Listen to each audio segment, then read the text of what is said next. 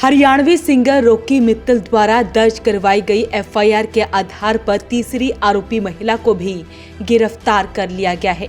तस्वीरें आपको दिखा रहे हैं जिसमें 2 महिलाओं और आरोपी बिंदल को भी गिरफ्तार किया गया है। वहीं आपको बता दें कि इससे पहले अमित बिंदल और एक महिला को गिरफ्तार किया गया था, लेकिन अब तीसरी महिला को भी गिरफ्तार किया गया है। हालांकि आज उन्हें कोर्ट में पेश किया गया है, जिसमें अमित बिंदल और एक महिला को 2 दिन के रिमांड पर भेजा गया है।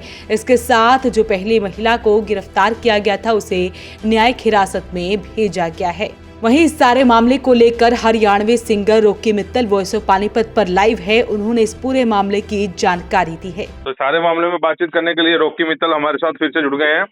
मित्तल साहब, 2 दिन का रिमांड और मिला है और सुनने में ये आ रहा है कि बड़े कई नेताओं का नाम, सोनीपत वाले नेताओं का नाम आ रहा है। इसमें क्या सच्चाई है? इसमें वो इतना तो है कि इसके पीछे काफी बड़े नेताओं का हाथ है और कई बड़े नेताओं ने फंडिंग भी की है। अभी नाम बाहर निकल के नहीं आ रहा, लेकिन इतना जरूर है कि बड़े नेताओं का नाम है और कई लोगों ने फंडिंग की है। ये वो टीम है जो अपने कैबिनेट मंत्री हैं मनोहर लाल जी और नायब सैनी जी और मोहन लाल बड़ौली जी, इनके जो एंटी है, जो इसके हटा के खुद बैठना चाहते थे कुछ लोग इस पद के ऊपर आसीन होना चाहते थे, वो एक ऐसे सपने संजो के बैठे थे कि इसको हटाएंगे तो हमारा नंबर लगेगा। इसके अंदर काफी कदावर नेताओं का हाथ है और छोटी मोटी गेम कोई बिंदल नहीं रच सकता जितनी बड़ी गेम रची गई है। और काफी लोगों के साथ इन लोगों ने ठगी की है। अकेले इन लोगों को नहीं फंसाया बड़ौली साहब को, और कई लोगों को भी पहले फंसा चुके हैं, जो मेरे पास इंफॉर्मेशन है। और काफी बड़े बड़े नाम उजागर होंगे आने वाले टाइम में। वो तो पुलिस ही बताएगी जब प्रेस कॉन्फ्रेंस करेगी।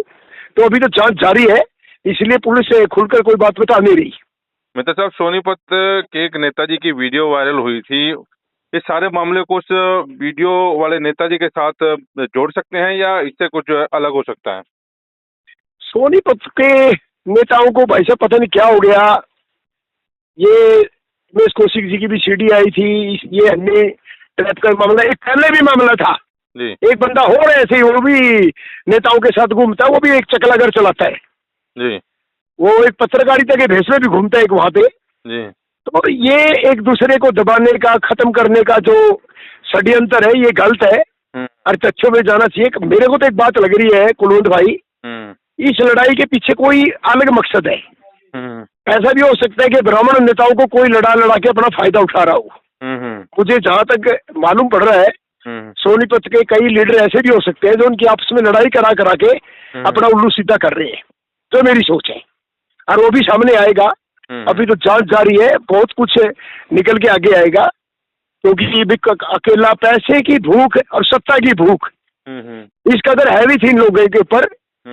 एक प्लानिंग के हिसाब से जो एक लड़की पकड़ी गई, उसका काम ही ये था लड़कियों को लेके आना, जबकि इस केस से कहीं कहीं जुड़ी भी नहीं थी, वो कहीं गई भी नहीं। वो जो लड़की पकड़ी गई है उसको फंडिंग की गई और उसका काम ये था बस भर के लेके आना दिल्ली से, और 15-20 लोगों का एक गिरोह था ये।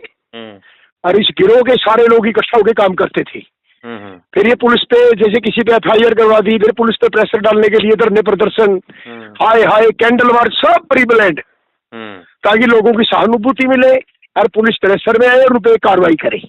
इनका बस ये मकसद होता है ताकि इनको पैसे मिल सके। ये जो महिला पकड़ी गई है, इसका क्या बैकग्राउंड है? एक और जो महिला हाथ से चढ़ी है पुलिस के, ये भी इनकी एक मित्र मंडली की कोई फ्रेंड है और बाहर की रहने वाली है, कहाँ की है वो, लेकिन मुझे नाम नहीं पता लग रहा। लेकिन ये प्लानर थी, ये भी प्लानिंग करती थी।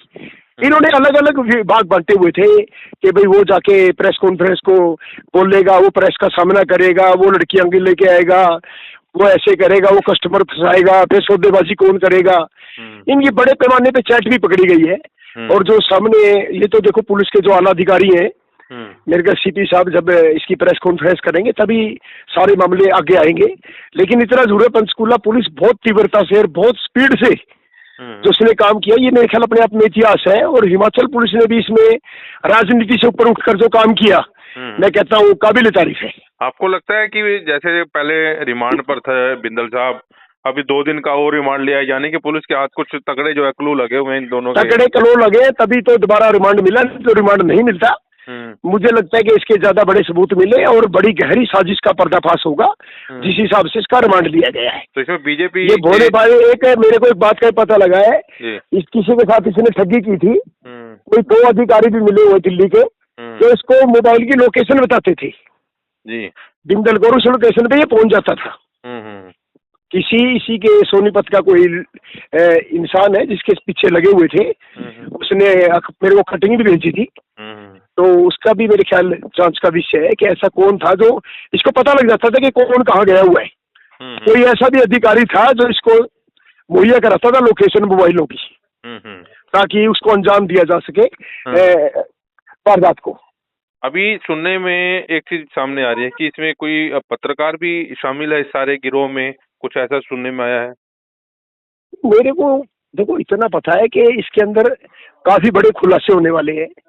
इन लोगों ने किन किन लोगों को ठगा, क्योंकि इनको उस चीज का पैसा मुंह लग गया था, ठगी का, और इनका कोई बिजनेस नहीं है पूरी टीम का। इस टीम का कोई बिजनेस नहीं है, कोई कारोबार नहीं है, जैसे लिखा गया है ना कारोबारी, कोई कारोबारी नहीं है, सारे ब्लैकमेलर है और ये ऐसे ही काम करते हैं और ब्लैकमेलिंग के धंधे ही करते हैं। और ये लोगों को सेक्रेटरी में भी आना जाना था और उसकी भी छानबीन चल रही है कि ऐसे कौन लोग थे जो ऐसे लोगों के पास बनाते थे, ऐसे लोगों को बैठाते थे और उनके काम करते थे। तो बीजेपी का सीनियर किस नेता किसकी इन लोगों ने ब्लैकमेलिंग में सीढ़ियां बना रखी है, किन इन लोगों को ब्लैकमेल किया, कितने लोगों को ब्लैकमेल करके काम करवा रहे हैं, ये भी एक जांच का विषय है। तो बीजेपी के सीनियर नेता का भी नाम है इसमें?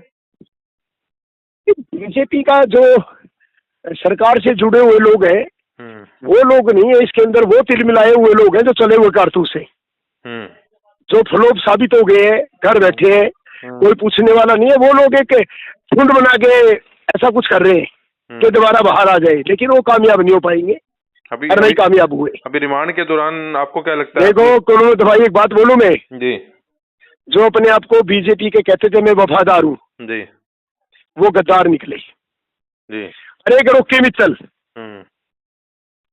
एक दोस्ती के अंदर यार निकला, मैंने वफादारी की, सच्चाई सच्चाई होती है, सच्चाई का साथ देना चाहिए। मैं भले ही किसी पार्टी में नहीं हूँ लेकिन मैंने सच का साथ दिया। और लानत है ऐसे 2 मुँहे सांपों पे जो पार्टी में रह के पार्टी के लोगों को डस रहे, पार्टी को बदनाम कर रहे हैं। शर्म आनी चाहिए उन लोगों को जो दिल्ली चुनाव चल रहा है और अपने प्रदेश अध्यक्ष के ऊपर उंगली उठा रहे हैं। तो ये एक सोची समझी साजिश थी।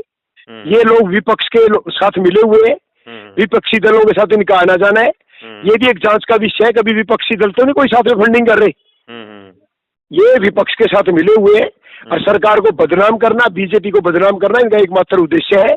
ये पार्टी के कभी वफादार नहीं हो सकते और ऐसे चकला घर चलाने वाले लोगों को पार्टी से बाहर निकाल देना चाहिए। चलिए धन्यवाद सर, आपसे दोबारा जो है बातचीत करूंगा मैं। तो ऐसे में आपको बता दें कि इस मामले में हरियाणा बीजेपी के प्रदेशाध्यक्ष मोहन लाल बड़ोली और सिंगर रॉकी मित्तल को हिमाचल पुलिस ने क्लीन चिट दे दी है। तो अपील रहेगी इस वीडियो को आप शेयर जरूर करें। वॉइस ऑफ पानीपत के लिए कुलवंत सिंह की रिपोर्ट।